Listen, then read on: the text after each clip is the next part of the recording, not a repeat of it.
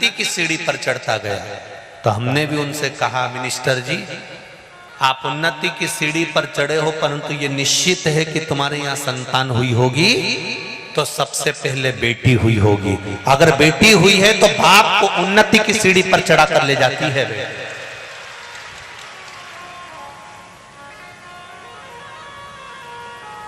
घर में बेटी का जन्म साधारण नहीं माना गया है। बेटी का जन्म, भले बेटी जन्म लेती है तो लोगों का मुंह उतर जाता है कि बेटी हो गई, पर आज के समय में ये बेटों का वो कहते हैं ना,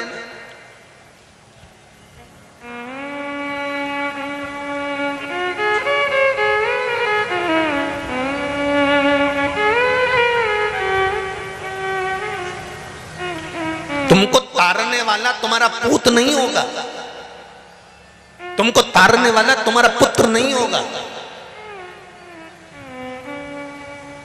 संसार के लोगों को कभी पुत्र तारता नहीं है, संसार के लोगों को हमेशा पुण्य ही तारता है। उसके द्वारा किया गया पुण्य, सत्कर्म, भजन, कीर्तन, स्मरण, मंत्र जाप, जो दान करा, जो पुण्य करा, जो भजन करा, जो कीर्तन करा, ये हमको तारता है, पुत्र नहीं तारता।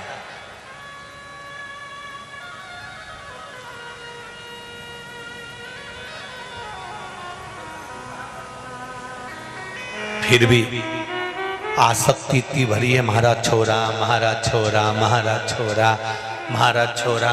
और जब प्राण छूटे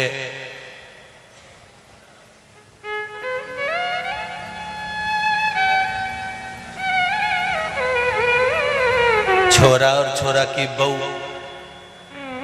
दोनों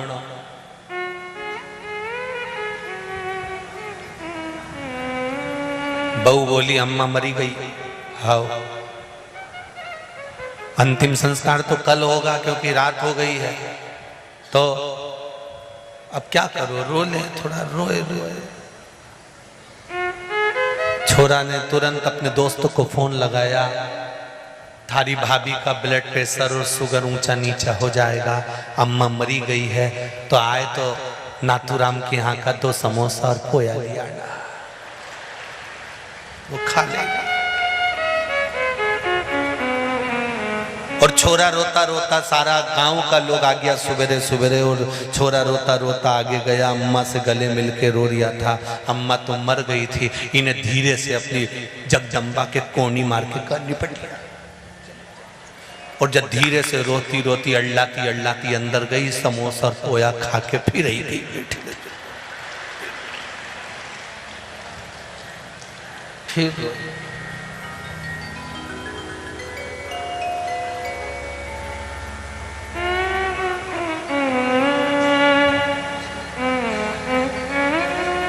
सुनार आ गया। सुनार ने कहा, अम्मा जी के पाँव में बेड़ी डली थी चांदी की, तो सुनार ने उसको काटी, निकाल के दी। गला में चेन पड़ी थी, वे भी निकाल के दी। पल्लू से कान दबे हुए थे इसलिए देख नहीं पाई, तो बहू चिल्लाती चिल्लाती, कान तो देख लो।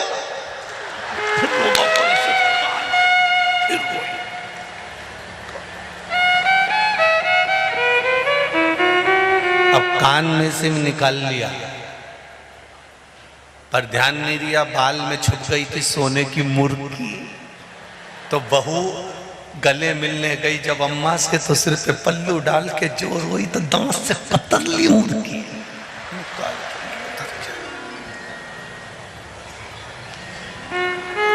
अब रोती रोती बोली, ले जा, ले जा। और ये हंसने की बात नहीं है, तुम्हारी और हमारी कथा है, यही कि यही हाल होना है, और अंतिम समय में प्राण छोड़ के चले जाना है। इतना बड़ा कंडा गाय का गोबर का सूखा हुआ गैस पे जलाएंगे, दिया में धरेंगे, पूरा घर का लोग तो खीर पूड़ी खाएगा और अपने घी शक्कर छोड़ जाएंगे। कितना बड़ा कंडा, इतना, इससे बड़ा कंडा भी नहीं लगाएंगे, इतने बड़े कंजूस हैं। इनके बराबर दुनिया में कोई कंजूस मिलेगा? शमशान में आग लगाने का समय आता है तब भी कह देते हैं, कई समझदार खड़े रहते हैं 2 कुंटल तो बहुत है, 2 कुंटल में तो हिट जाएगा। और वो बेचारा जो जलाने वाला वो कह रहा है कम से कम 2.5 कुंटल तो लो रे। नहीं, हमने तो कई जला दिया, 2 कुंटल में हिट जाएगा। कौन याद करेगा? कोई नहीं, कोई किसी को याद नहीं करता। शिव पुराण की कथा कहती है इस मृत्यु लोक में आने के बाद जो तुम भजन कर रहे हो, शंकर भगवान पर 1 लोटा जल चढ़ा रहे हो, 1 चावल का दाना, 1 बेलपत्र शिव को चढ़ा रहे हो, बस ये जो तुमने करा, पुत्र तुम्हारे साथ हम नहीं देगा, पूत तुमको नहीं तारेगा, पर तुम्हारे द्वारा किया गया जो पुण्य है वो तुम्हें पार लगा देगा अंत बिंदु तक। तुम्हारा पुण्य तुम्हारे साथ।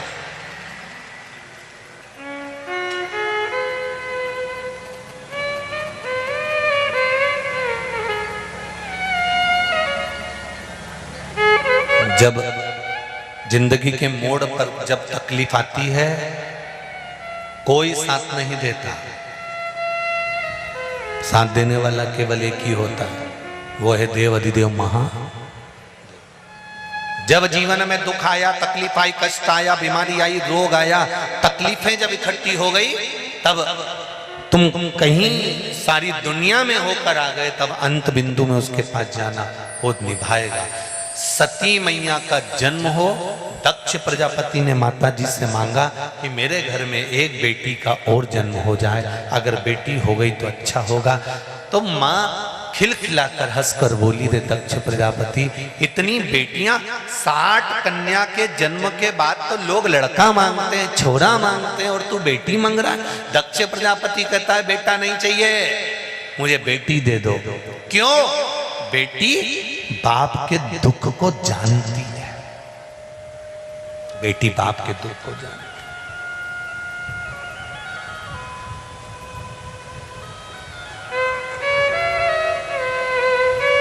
भाई, बेटी जब तक कुंवारी रहती है ना, अपने पिता की थाली में साथ बैठकर अगर भोजन करती है तो उस बाप की कभी अकाल मौत नहीं होती। बेटी अगर पिता के साथ में बैठकर भोजन कर रही है, वो भी कुंवारी है जब तक, शादी हो गई उसके बाद का नहीं, क्योंकि गोत्र बदल जाता है। विवाह के पहले तो पिता का गोत्र बेटी का रहता है, तो पिता के साथ में बैठकर अगर भोजन कर रही है तो अकाल मृत्यु का हरण कर लेती है बेटी।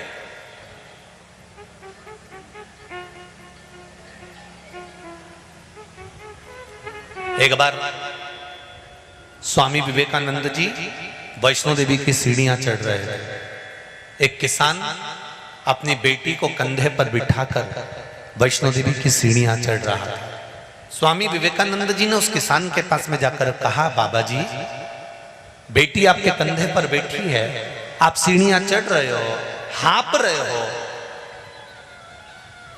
लाओ, आपको बोझ हो रहा होगा, आपकी बेटी को मैं कंधे पर ले लेता हूं, मैं वैष्णो देवी की सीढ़ियां चढ़ जाता हूं। स्वामी विवेकानंद जी ने जैसे उस किसान को बोला,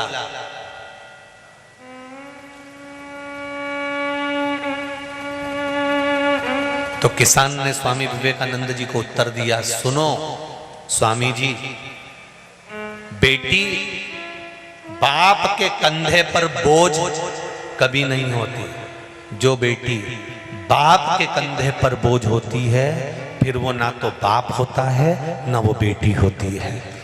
बेटी बाप के कंधे के बोझ को हल्का कर दे, वो बेटी होती है। स्वामी जी, मेरे कंधे पर अगर बेटी बैठी हुई है तो ये मुझे बोझ नहीं लग रही है, ये तो मेरे बोझ को हल्का कर रही है। बात करते करते करते करते करते करते हम मंजिल तक पहुंच जाएंगे। जब बेटियां मायके में आती है ना शादी के बाद, इतनी बात करती है कि रात कब निकल जाती है। डोकरी माँ तो तुरंत बहुओं को भी बुरा लगता है कि जीजी आई और मम्मी ने तो इतनी बात करी है, तो तुरंत बहुएं भी कह देती हैं अपने अपने पतियों से, देख लो, तुम देख लो, हमसे तो कभी डोकरी दो बात नहीं करे, और उसकी बेटी आई नहीं तो रात रात भर बात कर। तुम देखो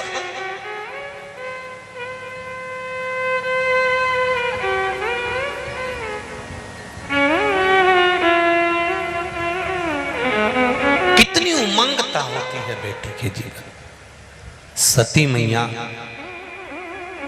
मां अम्बे ने कहा कि मैं स्वयं तुम्हारे घर में बेटी बनकर जन्म लूंगी, और मां स्वयं बेटी बनकर जन्म ले ली।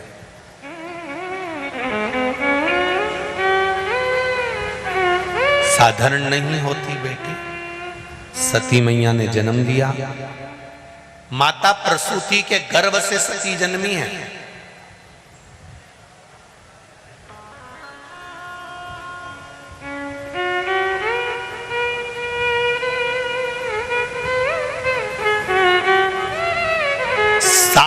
कन्याओं का जन्म होने के बाद में 61वें नंबर पर माता सती का जन्म हुआ है। और प्रसूति माता ने प्रत्येक कन्या को संस्कारवान पैदा करा। इसलिए आज भी हॉस्पिटल में जहां पर बच्चे का जन्म होता है, उस दरवाजे पर उस कक्ष के ऊपर लिखा होता है प्रसूति कक्ष। कौन सा कक्ष? जम के बोलो जरा।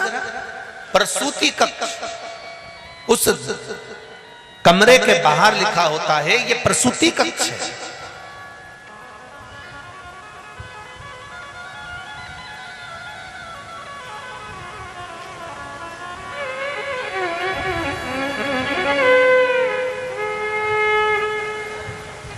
ये कोई दूसरा कक्ष नहीं है।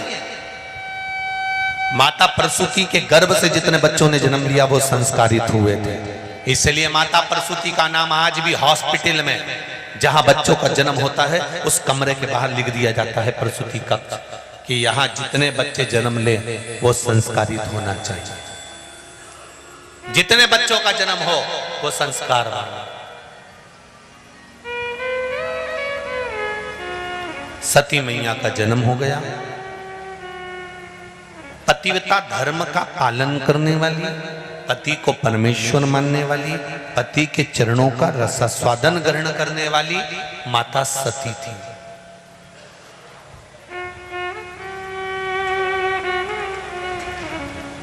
भारत की भूमि पर जन्म लेने वाली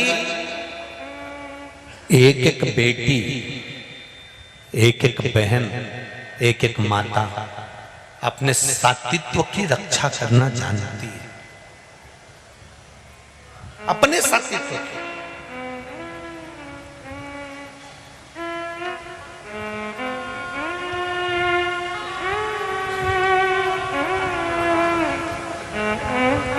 अब परशुराम जी की मां, भगवान परशुराम जी की माता का नाम क्या था? रेणुका। क्या नाम था? जम के बोलो जरा। रेणुका। और पिता का नाम था जमदग्नि। परशुराम जी की मां रेणुका अपने पतिव्रता धर्म का इतना पालन करती थी, इतना पालन करती थी कि उनके पति हमेशा कभी कभी परीक्षा ले लिया करते थे और रेणुका देवी के हाथ में कच्चा घड़ा पकड़ा देते थे। कच्चा घड़ा कैसा? जिस मिट्टी के बर्तन को अग्नि में नहीं तपाया गया, केवल मिट्टी का बर्तन बन गया, बिना अग्नि में तपाए हुए, उसको रेणुका के हाथ में दे दिया गया। रेणुका क्या? और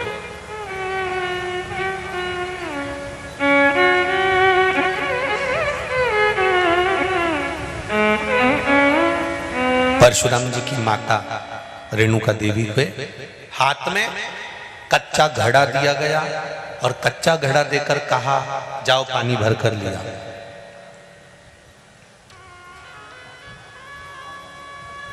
जरा विचार करिएगा, कुम्हार ने उस घड़े को पकाया नहीं है, केवल मिट्टी का बर्तन बनाकर दे दिया गया और इसमें पानी भर कर लाओ। रेणुका देवी सरोवर में पानी भरने जाती थी और घड़े को हाथ में रखकर कहती थी कि अगर मेरा पति इतना धर्म प्रबल है, मैं अपने पति की सेवा परमेश्वर मानकर करती हूं, पति के चरणों को रोज प्रणाम करती हूं, पति के चरणों को रोज नमन करती हूं, पति के चरणारविंद का ही केवल वंदन करती हूं, पति के चरणारविंद का ही केवल स्मरण करती हूं, तो इस घड़े में पानी भरा जाए। रेणुका सरोवर में घड़ा लेकर जाती, घड़े में पानी भरती और लेकर वापस घर आ जाती। जरा विचार करना, घड़ा कच्चा रहेगा तो पानी लगते से ही बिखर जाएगा, पानी लगते से ही बेकार हो जाएगा। पक जाता है घड़ा तो फिर उसमें पानी भर सकते हो, पर कच्चे घड़े में पानी कैसे भर सकते हो? पति के चरणारविंद का स्मरण रेणुका करती थी।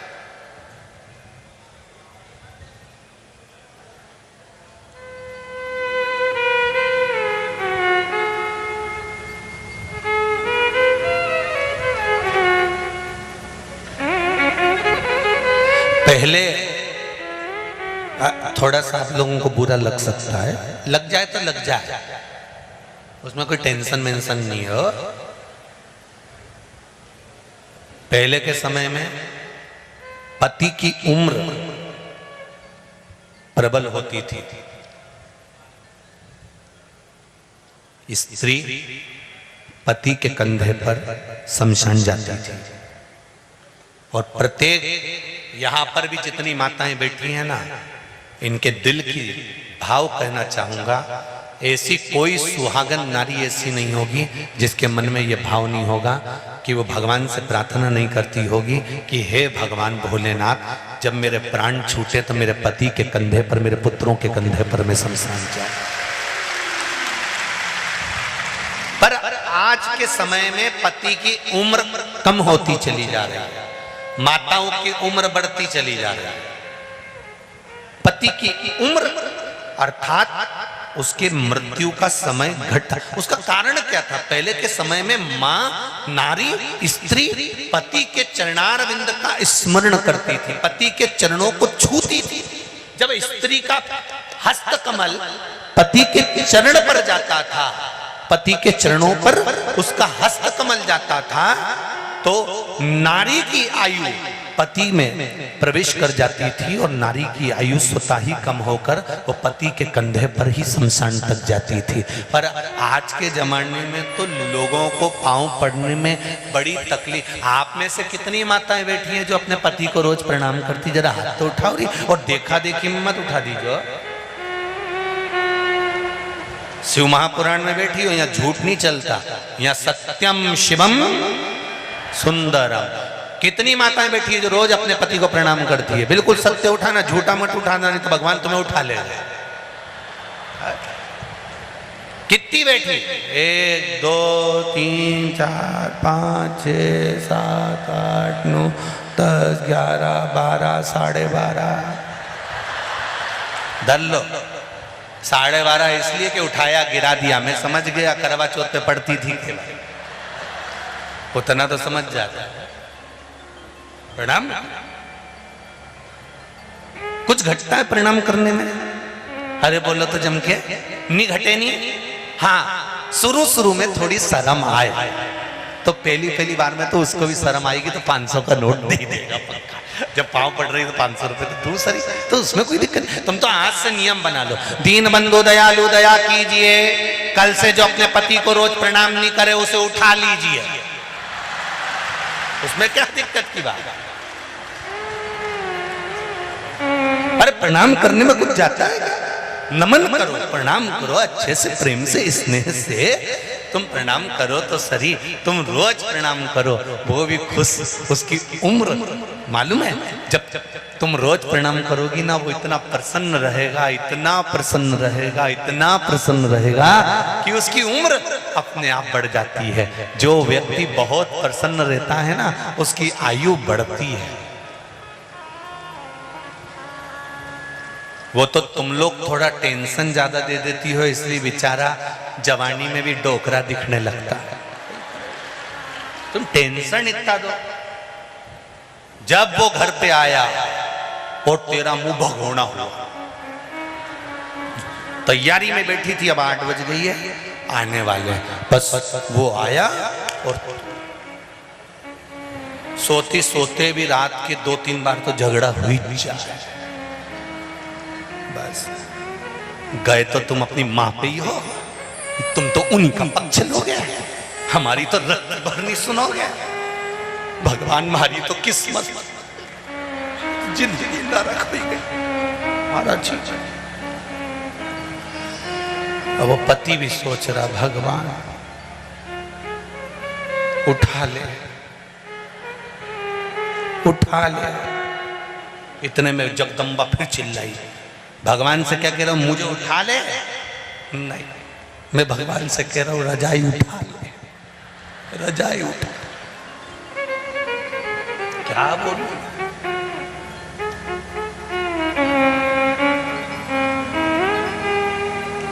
प्रसन्नता होना चाहिए।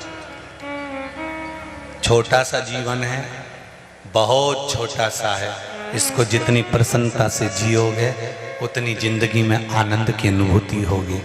रोकर नहीं। फिर वही वाली बात आ गई, आग लगे बस्ती में, अरे जम के तो बोलो, अपन रहो मस्ती में, क्या किसको रोइए चादर तान के सोइए। अपने को मतलब ही नहीं होना चाहिए कि क्या हो रहा है। तुम तो कोई कुछ भी बोले, तुम तो चकाचक खाओ पियो मौज करो, अपनी जिंदगी का फुल एंजॉय।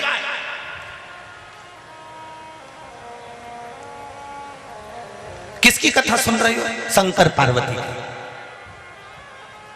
33 कोटि देवी देवताओं में कोई एक देवता का नाम बता दो जो अपनी पत्नी के साथ रोज घूमने जाते हो। बताओ बताओ जरा, 33 कोटि देवता में कोई एक देवता का नाम बता दो जो अपनी पत्नी के साथ रोज घूमने जाते हो। केवल 33 कोटि देवी देवता में एक देवता है, वो है देव अधिदेव महादेव, जो शाम होती है प्रदोष काल में अपनी धर्म पत्नी को नंदी पर बिठाते हैं और घूमने के लिए निकल जाते हैं।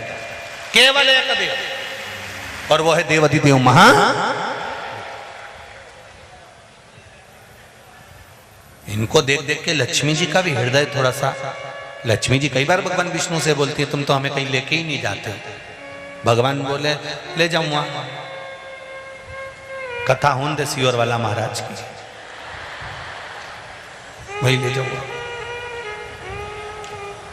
तुम तो हमें कहीं लेके नहीं जाते। लक्ष्मी जी को एक बार बहुत गुस्सा आ गया और लक्ष्मी जी ने भगवान विष्णु से कहा, देखो भगवान शंकर को पार्वती जी को रोज घुमाने ले जाते हैं, तुम तो ले जाते नहीं हो। भगवान विष्णु ने कहा, चल मैं तुझे ले चल, तुम अब भी चल चल चल। और लक्ष्मी जी तुरंत तैयार हुई। तैयार होने में लक्ष्मी जी को समय लग गया। तैयार होकर लक्ष्मी जी आई, दरवाजे खिड़की बंद करे, दरवाजे खिड़की बंद कर जैसे बाहर निकली तो अंधेरा हो गया। अंधेरा हो गया तो लक्ष्मी जी बोली, अब रात में कहाँ जाए इतनी रात को? तो भगवान बोले, फिर कल चलेंगे। इतने में लक्ष्मी जी बोली कि भगवान शंकर पार्वती जी को आवाज लगाते हैं कि पार्वती चल, और पार्वती पूरा दरवाजा खुला छोड़ के न खिड़की लगाए, न दरवाजा लगाए, न सामान बटोरे, न तैयार होए, वो तो बस नंदी पे चढ़ी और पति के साथ घूमने चल देती है। तो भगवान विष्णु ने कहा, उनको दरवाजे लगाने की जरूरत क्या है? उनके यहाँ कोई सामान होए तो दरवाजा लगाए, अब उनके यहाँ कुछ होए तो दरवाजा, तो क्यों दरवाजा नहीं लगाते? शंकर भगवान विष्णु ने कहा, शंकर जी को दरवाजा लगाने की जरूरत ही नहीं पड़ती, तो थोड़ा बहुत तो सामान होगा। इतने में तुरंत भगवान विष्णु ने कहा, जो थोड़ा बहुत सामान रहता भी है तो शंकर भगवान जाते जाते अपने गले में से बब्बा को छोड़ के चले जाते हैं कि किसी काका जी में दब हो तो घुस के बता जा घुस।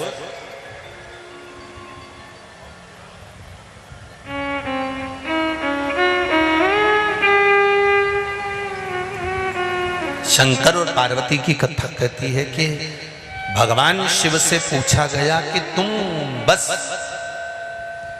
आवाज लगाई और पार्वती आपके साथ उठकर चल दी। भगवान शिव कहते हैं, ये पार्वती से सीख लो कि आवाज लगाई और पार्वती नंदी पर बैठकर चल दी। शिव कथा कहती है, एक दिन ऐसी ही अंतिम आवाज सबकी लगना है, सब छोड़ देना है, घर परिवार कुटुंब कबीला और चले जाना है, फिर कोई वापिस प्राप्त नहीं, सब छोड़।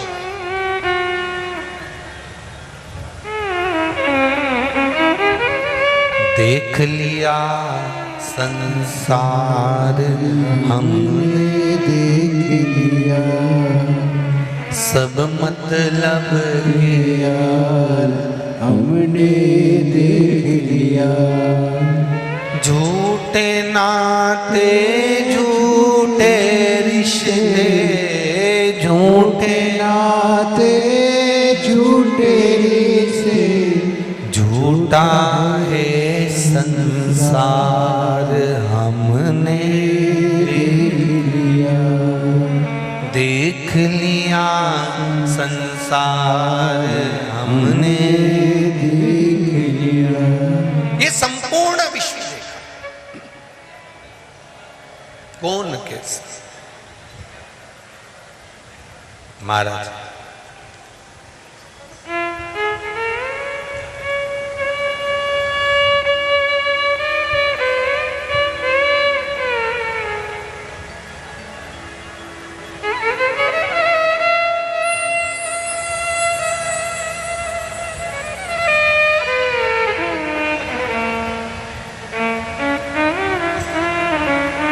शिव कथा कह रहे,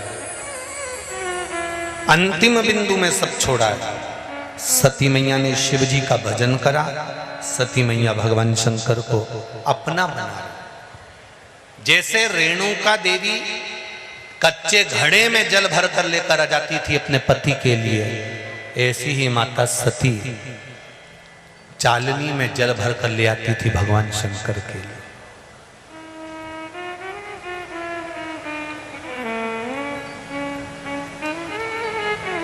श्रावण शिव महापुराण की कथा चल रही है। सहस्त्र धारा अभिषेक भगवान शंकर का या राम जी का या कृष्ण भगवान का या देवी देवता का जो होता है, शिव महापुराण की कथा कहती है ये सहस्त्र धारा अभिषेक का जो महत्व है, ये माता सती ने भगवान शंकर के लिए किया था। किसने किया था? माता सती।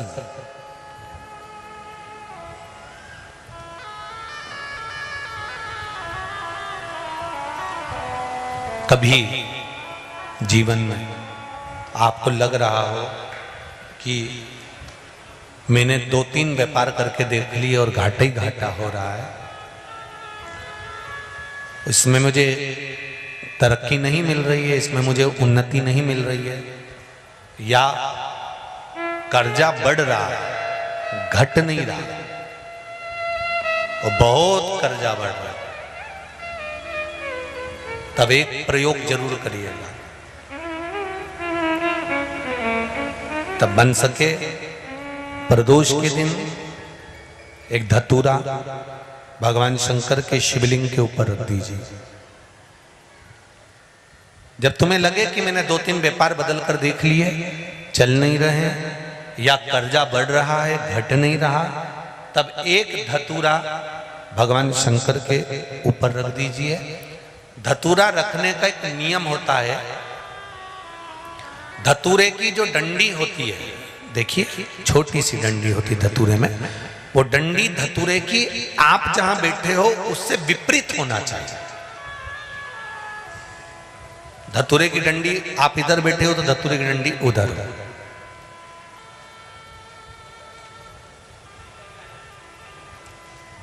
अपने को लग रहा है कि व्यापार मैंने बदल लिया, 2 बार 4 बार 6 बार व्यापार बदल के देख लिया और कर्जा बढ़ रहा है, पर व्यापार भी नहीं चल रहा। फैक्ट्री डाली वो भी बंद हो गई, दुकान डाली वो भी बंद हो गई, कुछ काम करा वो भी बंद हो गया, जहां संबंध के लिए जाते हैं संबंध नहीं होता है, बेटा बेटी बड़े हो गए उनका कहीं जम नहीं रहा, बहुत प्रयास करके देख लिया पर हो नहीं रहा। तो प्रदोष के दिन धतूरे को रखिए पर डंडी विपरीत दिशा की ओर हो और 1 लोटा जल धीरे धीरे उसी धतूरे के ऊपर आप चढ़ाना प्रारंभ कर दीजिए जो शिवलिंग के ऊपर रखा हुआ।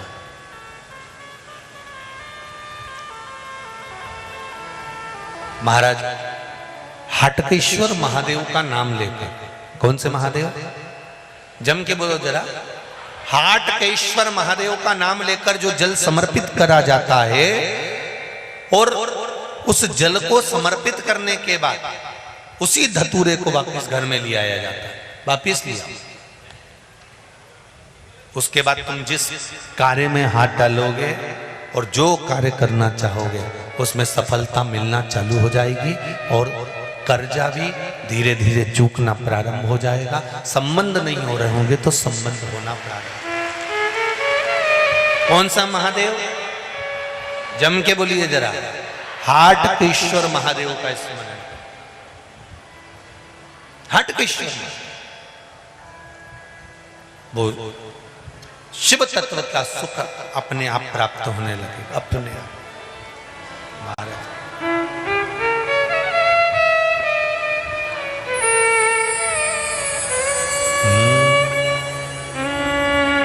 मैं तो तेरा एक दीदार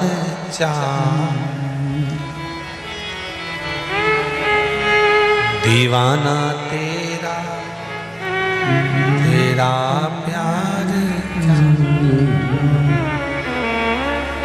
ओ काशी वाले रे, ओ डमरू वाले रे,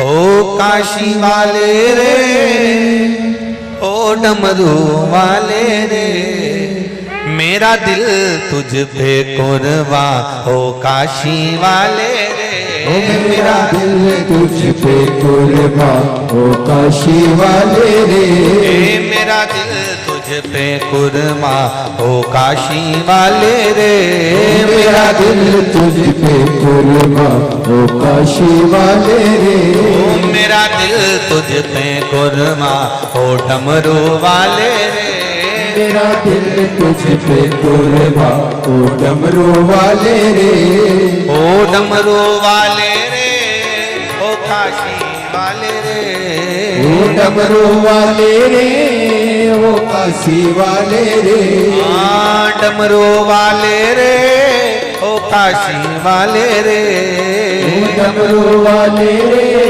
ओ काशी वाले रे, अब तो हो जा मेहरबा, ओ काशी वाले रे, अब तो हो जा मेहरबा, ओ काशी वाले रे, अब तो हो जा मेहरबा, ओ डमरू वाले रे, अब तो हो जा मेहरबा, ओ डमरू वाले रे, हो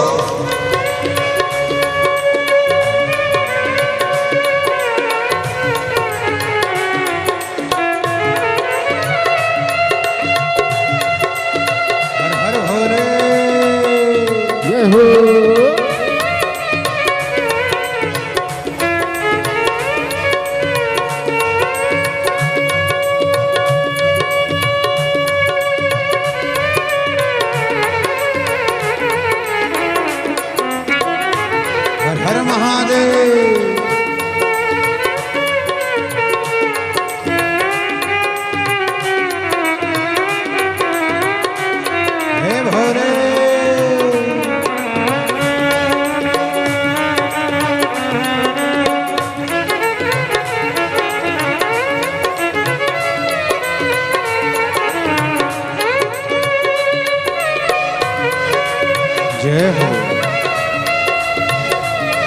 जय भोले,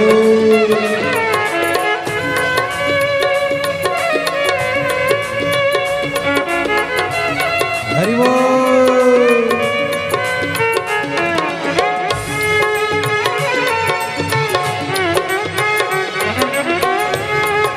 हर हर भोले,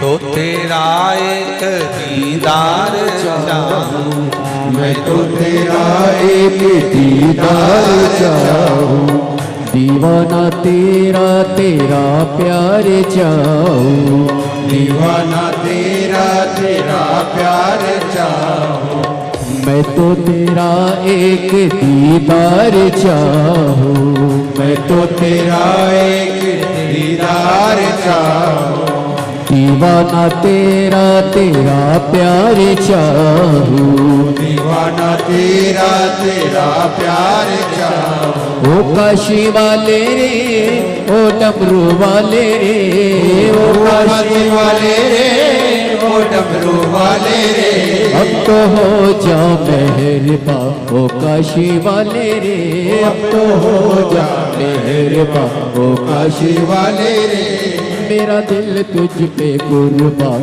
ओ काशी वाले रे, मेरा दिल तुझ पे कुर्बान ओ काशी वाले रे। हरि बोल।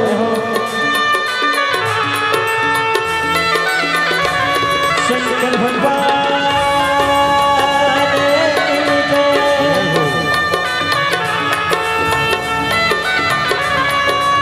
हरि बोल।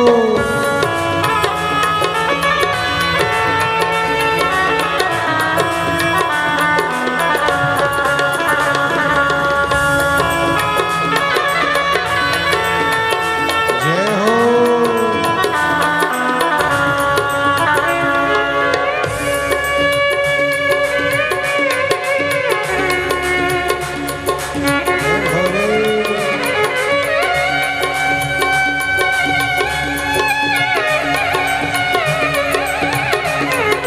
बम बम भोले।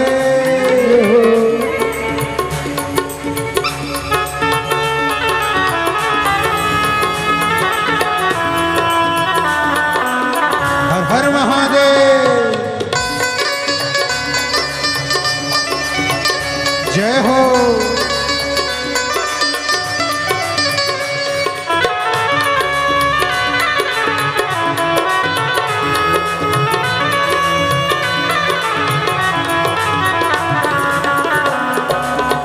हे शंभो।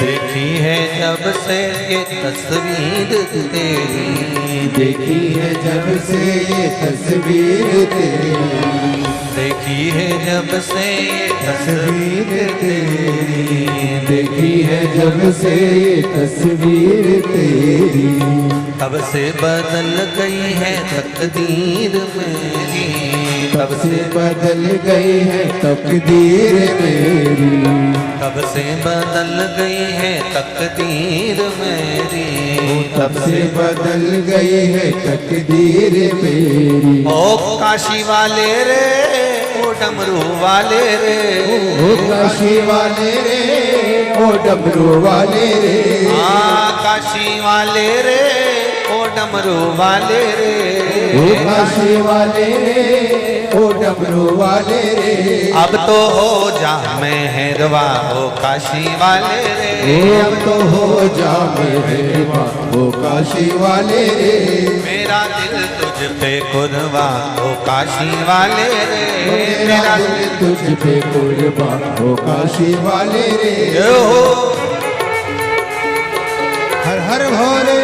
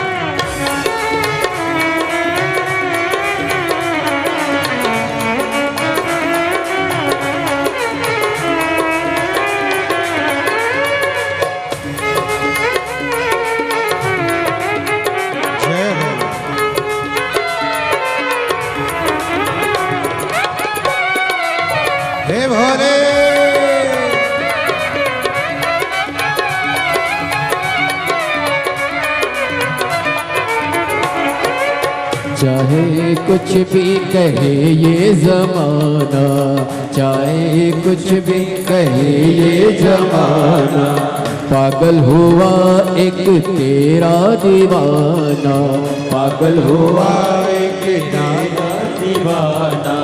चाहे कुछ भी कहे ये जमाना, चाहे कुछ भी कहे ये जमाना, पागल हुआ एक तेरा दीवाना, पागल हुआ एक तेरा दीवाना। वो काशी वाले रे, वो डमरू वाले रे, वो काशी वाले रे, वो डमरू वाले रे, वो काशी वाले रे, वो डमरू वाले रे, वो काशी वाले रे, वो डमरू वाले रे। वो अब तो हो जा मेहरबान, वो काशी वाले रे, अब तो हो जा मेहरबान, वो काशी वाले रे, वो अब तो हो जा मेहरबान, वो काशी वाले रे, अब तो हो जा मेहरबान, वो काशी वाले रे। ओ मेरा दिल तुझ पे कुर्बान, वो काशी वाले रे, मेरा दिल तुझ पे कुर्बान, वो काशी वाले रे।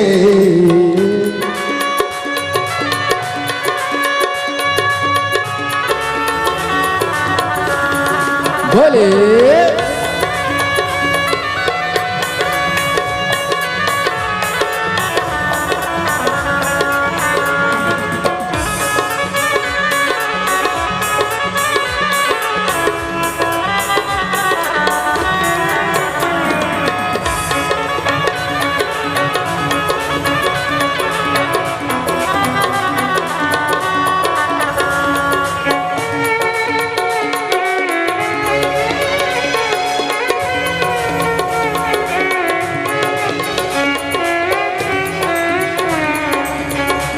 भाव से दोनों हाथों से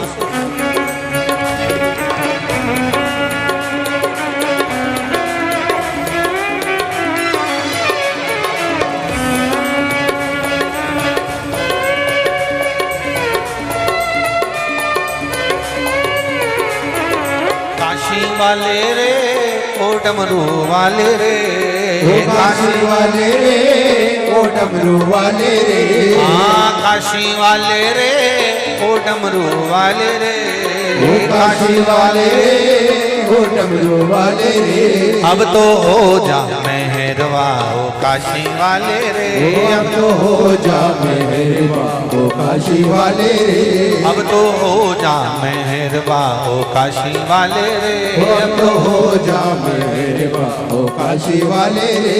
मेरा दिल तुझ पे कुर्बा, ओ काशी वाले रे, ओ मेरा दिल तुझ पे कुर्बा, ओ काशी वाले रे, मेरा दिल तुझ पे कुर्बा, ओ काशी वाले रे, ओ मेरा दिल तुझ पे कुर्बा, ओ काशी वाले रे। हर हर भगवान शिव की कथा कहती है जीवन का सुख उसके चरणारविंद में है।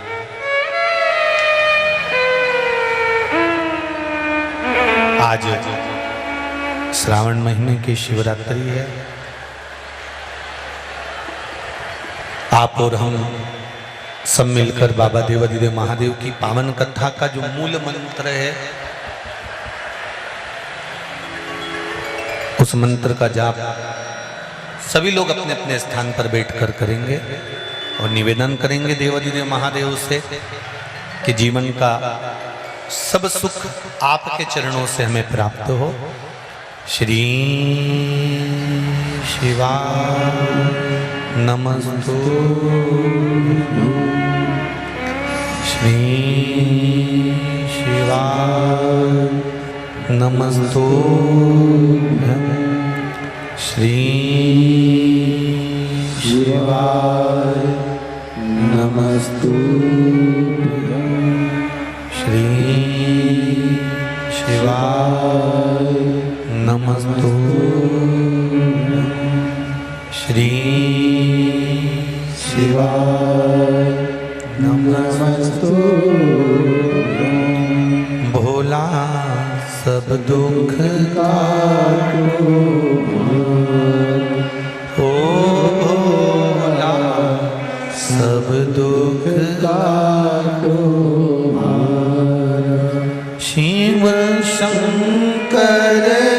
जपूं तेरी माला, भोले बाबा जपूं तेरी माला, भोला सब दुख काटो मारा, ओ भोला सब दुख काटो मारा। भगवान भूत अधिपति भूतेश्वर भगवान शिव जो जीवन का एक सुख प्रदान करने, सती मैया के साथ में भगवान देवाधिदेव महादेव का मंगल विवाह हुआ। भगवान का मंगल विवाह सती जी के साथ में हुआ। विवाह करने के बाद भगवान शिव माता सती को कुंभज बाबा के आश्रम में ले गए।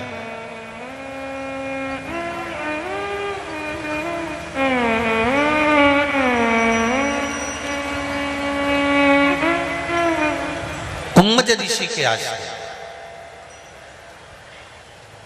और आपको एक बात पहले भी कथा में कही, आप लोगों को स्मरण में होगी। शंकर भगवान और सती माता दोनों कुंभज ऋषि के आश्रम में बैठकर कथा सुन रहे हैं।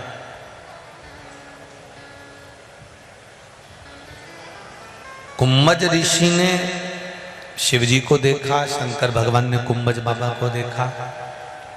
शंकर भगवान ने कुंभज ऋषि से कहा कि मेरे मन में जो भाव है वो पूर्ण हो।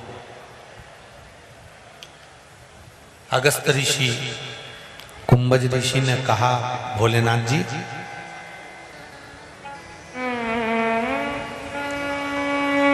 शिव महापुराण की कथा में जो जाकर बैठता है, चाहे वो आस्था चैनल पर कथा सुन रहा हो, चाहे फेसबुक यूट्यूब पर कथा सुन रहा हो, चाहे इस पावन प्रागण्य में बैठकर कथा सुन रहा हो,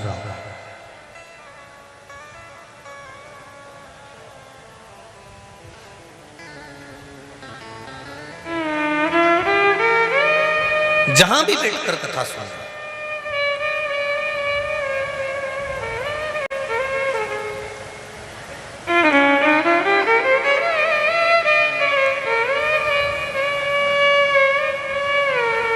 जिस स्थान पर बैठकर कथा सुन रहे हो, अगस्त ऋषि की कथा, कुंभज ऋषि की कथा कहती है कि शंकर भगवान से कुंभज ऋषि कह रहे हैं, जो जिस भाव से कथा के पंडाल में बैठकर कथा सुनता है, जो दिल से भगवान पुराण के सम्मुख में बैठकर मांग लेता है, भगवान उसको वो दे देता है, उसको देने में पीछे नहीं है।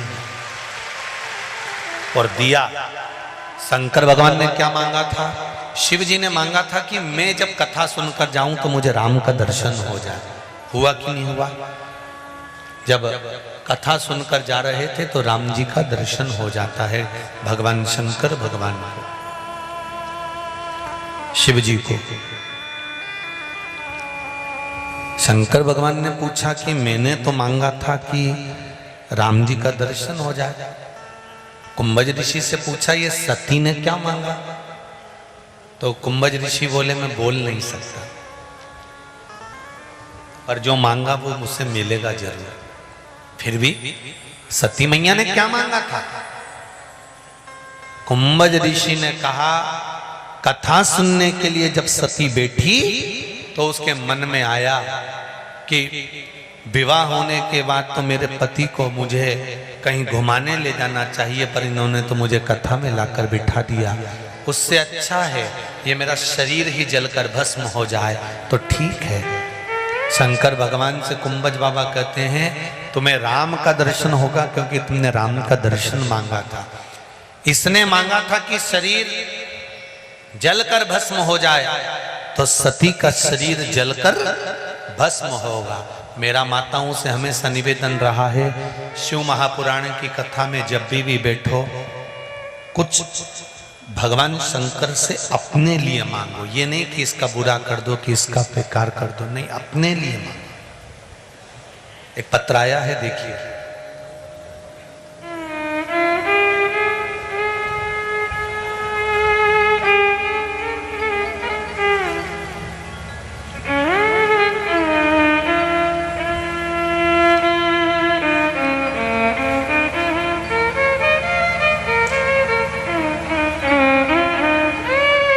मेरा नाम मधु रवि मंडले है। मैं राऊ में रहती हूँ। कहीं बैठी हो तो हाथ उठाइएगा। आप ही हैं? दोनों हाथ हिला दो एक बार। हर हर महादेव। मैं राऊ में रहती हूँ गुरुदेव।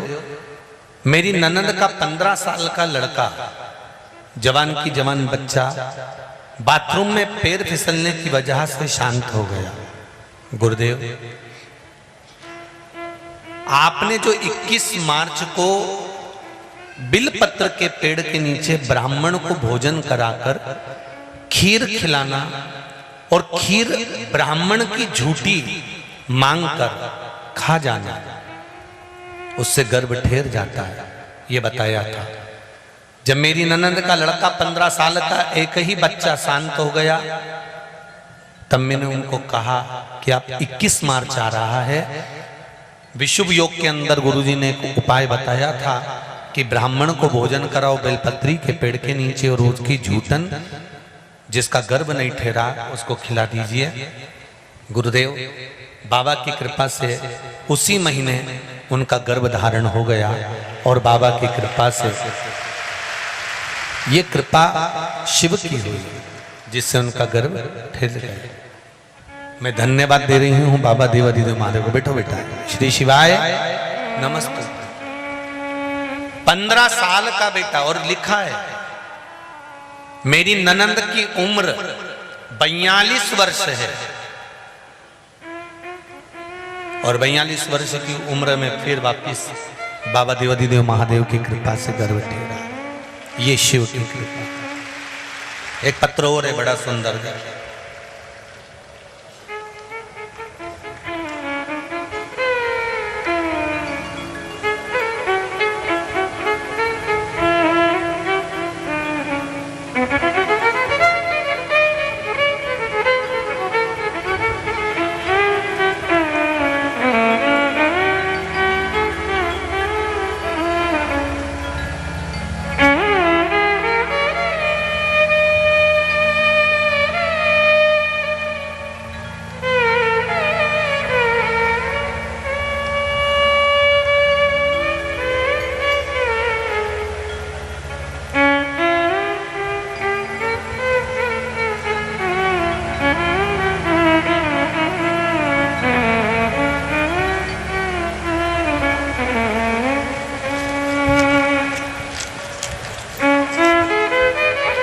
सरोज चौहान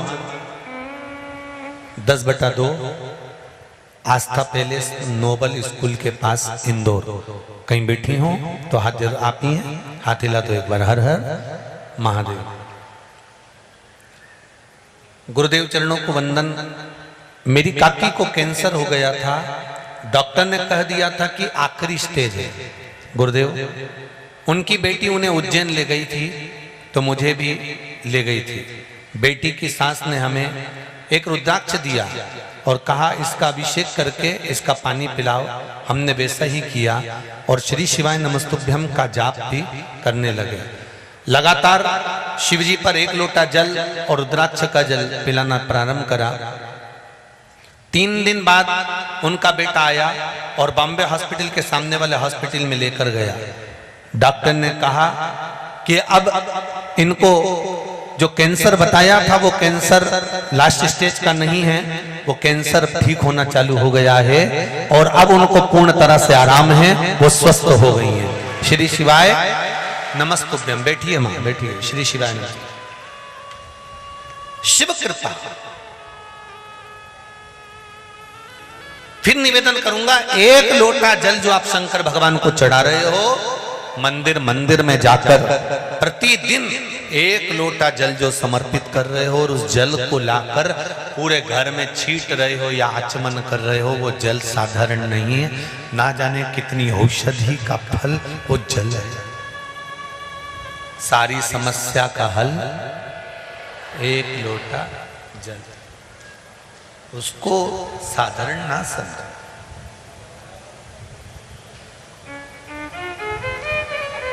भजन साधारण नहीं है। आप जो शिव महापुराण की कथा सुन रहे हो,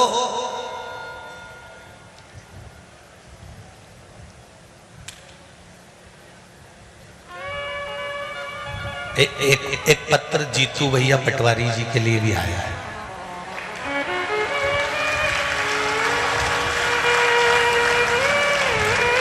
सुना दूं क्या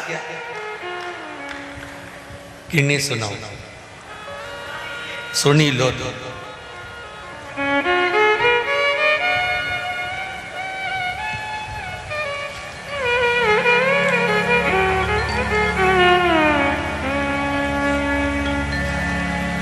श्री शिवाय नमस्तुभ्यम। नाम तो लिखती रही जी। गुरुदेव जीतू भैया पटवारी जब खड़े होते हैं तो कार्यकर्ता हमको अच्छे से बिठा देते हैं, और जीतू भैया पटवारी जब खड़े नहीं होते हैं तो कार्यकर्ता भी हमको जो ब्लॉक खाली होता है ना उसमें भी नहीं बैठने देते। तो हमारा जीतू भैया पटवारी जी से निवेदन है कि हमारे क्षेत्र के जीतू भैया हमेशा खड़े रहें तो कम से कम हमको बैठने के लिए जगह अच्छे से मिला देते हैं। वाह भैया जीतू भैया, कुछ तो है, दम तो है।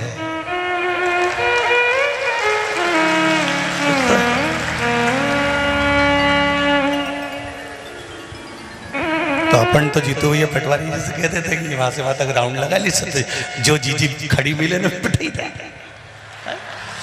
संभो प्रेम है आप लोगों का, स्नेह आनंद। शिव पुराण कह रहे, भगवान शंकर की कथा कर रहे, शिव महापुराण वर्णन कर रहे हैं कि कथा के पंडाल में बैठकर, भले आप आस्था चैनल पर कथा सुन रहे हो, फेसबुक यूट्यूब पर कथा सुन रहे हो, जिस स्थान पर बैठकर कथा सुन रहे हो, आप दिल से, हृदय से, चित्त से, वृत्ति से, मन से जो कह रहे हो शिव उसको स्वीकार करता है। यहां पर बैठने के बाद आपके मन में कुछ गलत विचार नहीं आना चाहिए। यहाँ तो एक ही विचार रहना चाहिए कि भोला सब दुख काटो, शिव शंकर जपते मारा, भोला सब दुख काटो मारा। सती मैया ने मनी मन मांग लिया था कि मेरा शरीर जलकर भस्म हो जाए, वही हुआ। परीक्षा ली, झूठ बोली, शंकर भगवान तब साधना में लीन हुए और सती मैया को पत्र नहीं गया तो सती मैया यज्ञ में गई और जलकर भस्म। अब देखिए जरा, सती मैया ने एक गलती बहुत बड़ी कर दी कि यज्ञ के कुंड में कूद कर उन्होंने प्राणों को त्यागा। शिव महापुराण की कथा कहती है कहीं यज्ञ हो रहा है, अनुष्ठान हो रहा है, भजन हो रहा है, कीर्तन हो रहा है, स्मरण हो रहा है, कहीं शिव महापुराण कथा, कहीं भागवत कथा, कहीं राम कथा, कहीं प्रवचन चल रहे हैं, कहीं अच्छा काम हो रहा है, कोई बड़े से बड़ा अच्छा कार्य अपने नगर में, अपने शहर में, अपने मोहल्ले में, अपने क्षेत्र में हो रहा है, तो शिव महापुराण की कथा कहती है उस कार्य में बढ़ चढ़कर हिस्सा लेना चाहिए, अच्छे कार्य में आगे बढ़कर कार्य करना चाहिए। पर सती मैया ने जो गलती करी वो गलती कभी मत करना। सती मैया चलते हुए यज्ञ में कूद गई, अपने प्राणों को त्याग दिया। शंकर भगवान को बड़ा दुख हुआ। शिवजी ने कहा सती तूने बहुत बड़ी गलती करी है, तू यज्ञ की अग्नि में कूद कर प्राणों को त्यागी है, इसलिए सती तेरा एक जन्म कोयल का होएगा। काय का जन्म लेगी तू? कोयल का। कोयल का जन्म लेने के बाद जब 2 आषाढ़ पड़ेंगे, उस आषाढ़ में तू मेरी आराधना करेगी। 2 आषाढ़ मतलब 2 अधिक मास जब पढ़ते हैं, आषाढ़ 2 होता है, तब उसको कोकिला व्रत कहते हैं। कौन सा व्रत कहते हैं? माताएं अच्छे से जानती होंगी। 2 आषाढ़ पढ़ते हैं तो उसको कोकिला व्रत कहते हैं, अधिक मास। उस 2 आषाढ़ में जब तू मेरा भजन करेगी, मेरा कीर्तन करेगी, मेरा स्मरण करेगी, मेरा मंत्र जाप करेगी, और उस मंत्र जाप के अनुसार फिर इस कोयल की योनि से छूटने के बाद मनुष्य की योनि में फिर प्राप्त होगी। तब जाकर कोयल की योनि से छूटकर पार्वती के रूप में जन्म ली थी माता सती। सती के होने के बाद फिर कोयल बनी, कोयल के बाद पार्वती बनी।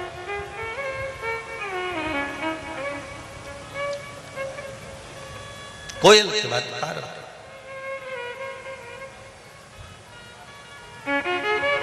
जैसे श्रावण महीने का श्रावण महीने का शिवरात्रि आती है, तो आज अपन लोग सब अपने अपने घरों में बैठकर अभिषेक करेंगे। घरों में बैठकर क्यों अभिषेक करेंगे? कहा गुरुजी मंदिर में हम पार्थिव शिवलिंग बनाए या यहाँ बैठकर बनाए, तो क्या नहीं बना सकते? नहीं, घर पर बैठकर अभिषेक इसलिए करो क्योंकि शिवरात्रि श्रावण महीने की है। इस दिन माता लक्ष्मी 33 कोटि देवी देवताओं के साथ जहां पार्थिव शिवलिंग का निर्माण होता है, उस स्थान पर कुबेर का भंडार भरने के लिए तत्पर खड़ी रहती है। इसलिए घर पर करो।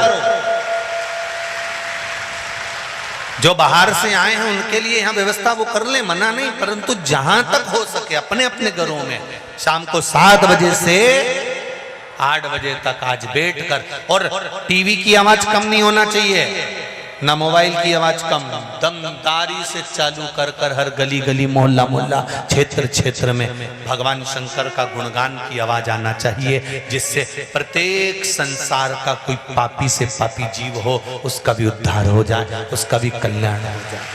करो।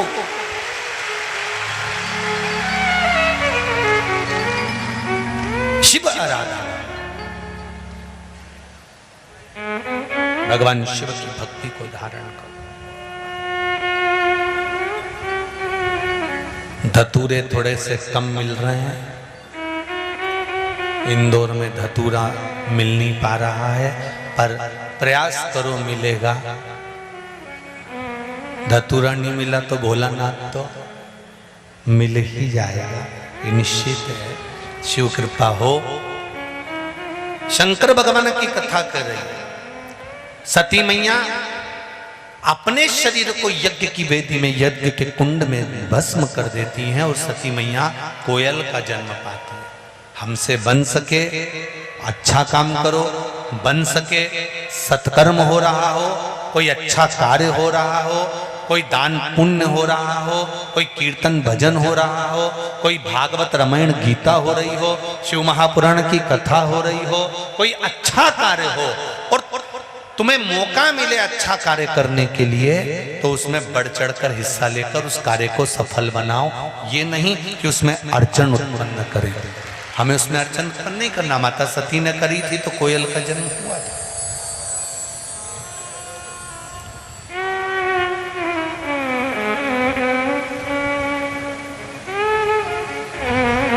सती मैया कर गई गलती। दक्ष प्रजापति ने सभा रखी, उस सभा में शंकर भगवान भी बैठे हुए थे।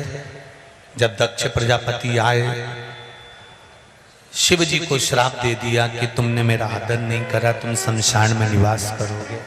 शंकर भगवान तो शंकर भगवान है, भोले हैं, खुश।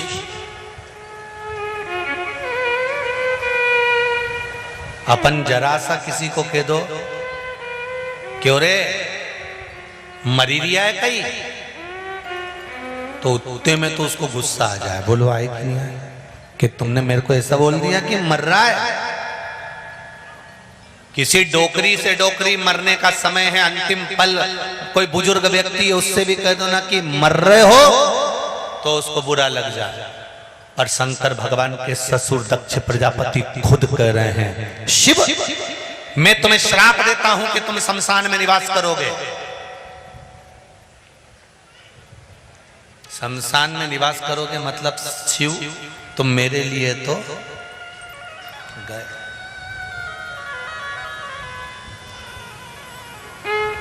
ए शंकर, ए शिव, तुमने अपने ससुर का अपमान करा है, तुम शमशान में निवास करोगे। शंकर भगवान प्रसन्न हो गए, खूब नाचे, खूब नाचे। भगवान विष्णु ने पूछा, प्रभु तुम्हें श्राप लगा है, तुम शमशान में निवास करोगे और तुम नाच रहे हो। शंकर भगवान बोले मेरे ससुर जैसा दुनिया में कोई ससुर नहीं होगा। मेरा कितना भला सोचा है, मुझे स्थान दिया तो शमशान में दिया। मेरे ससुर ने मेरे लिए कितना अच्छा सोचा कि प्लाट भी दिलाया तो शमशान में दिलाया जहां कोई कब्जा ही नहीं करेगा। इतनी जोरदार जगह जहां मिली है तो फिर सोचना क्या है, क्या सोचना। प्रसन्न चित्त आनंद था।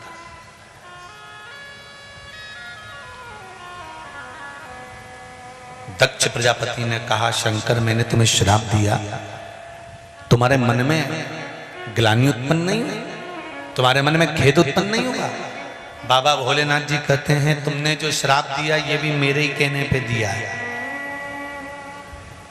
संसार का एक पत्ता भी अगर हिलता है तो शिव कहते हैं मेरे इशारे से हिलता है।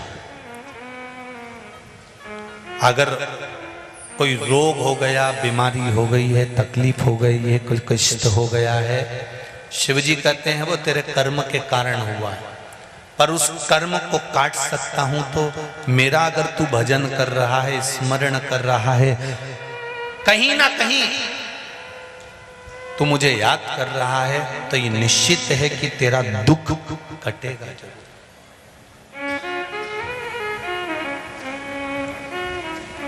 ये निश्चित है।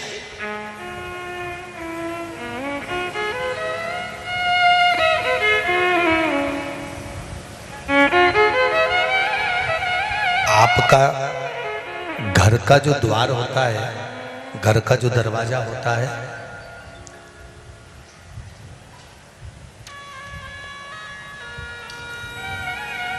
वो घर का जो द्वार होता है, वो द्वार कभी आपने पूर्व समय में कहीं पर वो दरवाजा कभी आपने गोल देखा है, ऐसा राउंड वाला नहीं देखा ना। पुराने समय में छोटे से छोटा दरवाजा बनता था पर चौकोर बनता था। कैसा दरवाजा बनता था? चौकोर। जो दरवाजे की चौखट होती थी वो हमेशा चौकोर रही है। उसको गोलाकार में शिवलिंग की आकृति जैसा उसको नहीं काटा जाता।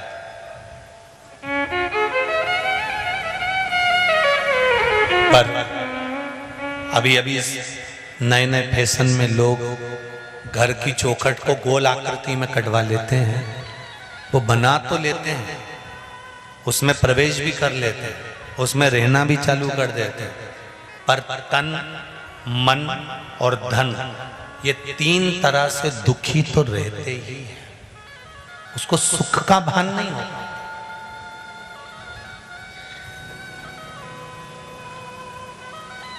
चौखट का नियम है ये अभी अभी तो लोग ये नीचे भी जो है ना, ये देहली नहीं होती अब तो नहीं होती। अब तो पहले तो अब तो फर्श लग जाता है, उसके ऊपर ही बस केवल 3 साइड से, नहीं तो नीचे पहले लकड़ी भी ठुकती थी, देहली बनती थी। बार बार देहली बनाते थे। घर के दरवाजे पर देहली क्यों बनाई जाती थी? कि जब हम गया जी में अपने पूर्वजों को छोड़कर जाते थे, पितृपक्ष में अपने पूर्वजों को हम गया जी छोड़कर जाते थे, अपने दरवाजे से पूर्वजों को ले जाकर देहली के बाहर कर देते थे, तो वो देहली के अंदर प्रवेश नहीं करते थे, इसलिए देहली बनाई जाती थी। आज के जमाने में तुम कितना भी पितरों के लिए कितना भी कर दो, पंडित जी जब भी पत्रिका देखेंगे एक बात जरूर बोलेंगे, पितृदोष है। तुम कहोगे हमने तो उज्जैन में ये करा दिया, हमने तो गया जी करिया, हमने तो ब्राह्मण का भोजन कराया, हमने तो पिंडदान करा, हमने तो तर्पण करा, हम तो हर अमावस्या पर ब्राह्मण के बच्चे को दूध पिला देते हैं, हम हर अमावस्या पर यह कर देते हैं। हम पितरों के लिए इतना करते हैं, इसके बाद भी हमारा पितृदोष समाप्त क्यों नहीं होता? क्यों? उसका कारण है क्योंकि पहले के समय में जो चौखट होती थी उसमें नीचे देहली होती थी। देहली से बाहर जाते थे और पिंड छोड़ देते थे तो फिर वो प्रवेश नहीं करते थे। अब दरवाजे पर देहली नहीं है, जमीन एकदम फ्लैट चौखट बनी है पर देहली गायब है। पुराने मकान देखें किसी ने? अरे बोलो तो जनते जरा देखें, उसमें भी देहली का भाव है।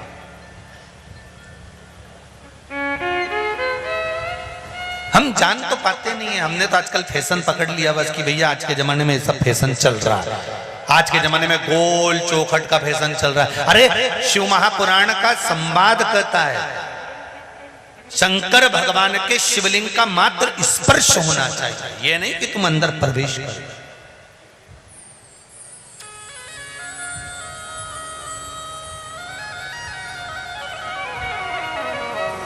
महाराज दक्ष प्रजापति ने श्राप दिया, शंकर भगवान प्रसन्न हुए, शिव जी जाकर निवास करे, यज्ञ रखा। उस यज्ञ में सबको बुलाया पर भोलेनाथ जी को नहीं बुलाया। शिव को आमंत्रित ही नहीं करा।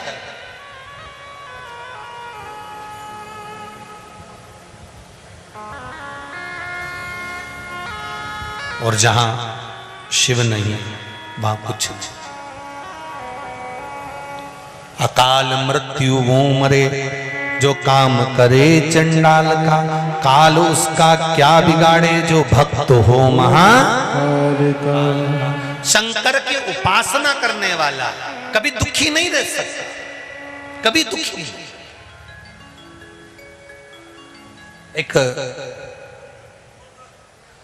गौतम बाबा और मां अहिल्या की कथा आपने सुनी होगी कि गौतम ऋषि की धर्मपत्नी माता अहिल्या को गौतम ऋषि ने श्राप दे दिया था।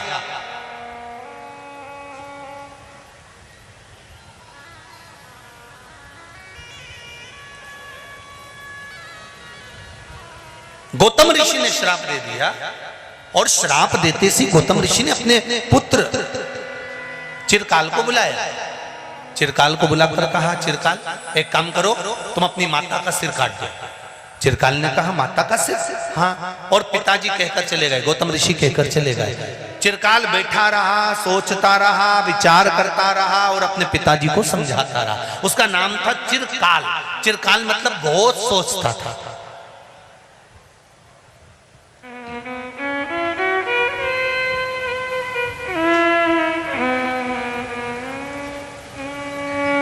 जब चिरकाल पिता गौतम ऋषि को समझाते हैं कि पिताजी इसमें माता की कोई गलती नहीं है, कोई गलती नहीं।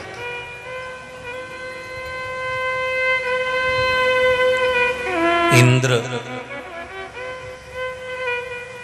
स्वयं गलती करे हैं, इसमें मेरी माता की कोई गलती नहीं है, कोई गलती।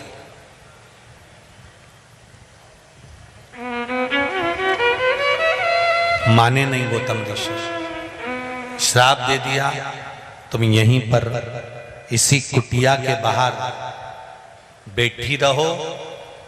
चिरकाल ने अपनी माता को एक ही बात कही कि माँ तुम यहाँ बैठकर भगवान शिव की आराधना करो, राम की आराधना करो, कृष्ण की आराधना करो, तुम यहीं बैठकर भगवान का भजन करो।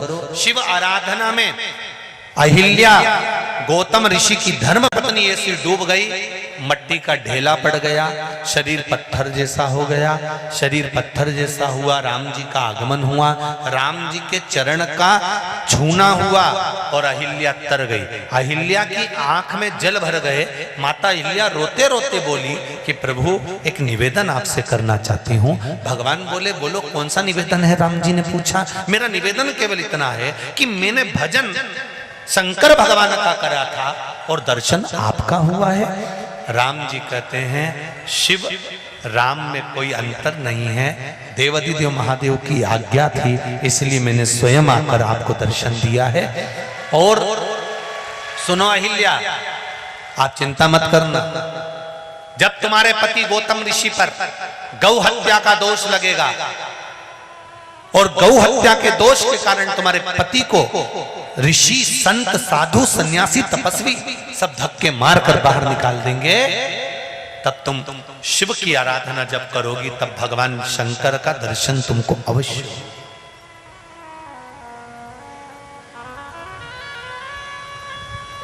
तब शिव का दर्शन तुम्हें अवश्य।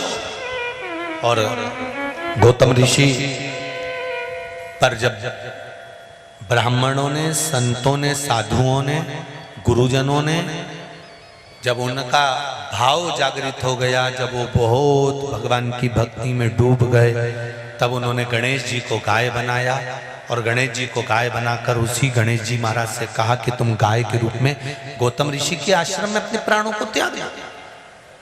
हम गौतम ऋषि पर गौहत्या का दोष लगा देंगे,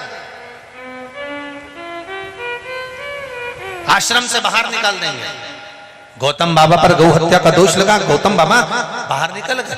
बाहर निकल तो गए, पर गौतम ऋषि की पत्नी अहिल्या ने विचार कर लिया कि मुझे शंकर की आराधना करना है, छोड़ना नहीं है। दुख आया जिंदगी में, पर शिव को नहीं छोड़ा अहिल्या ने।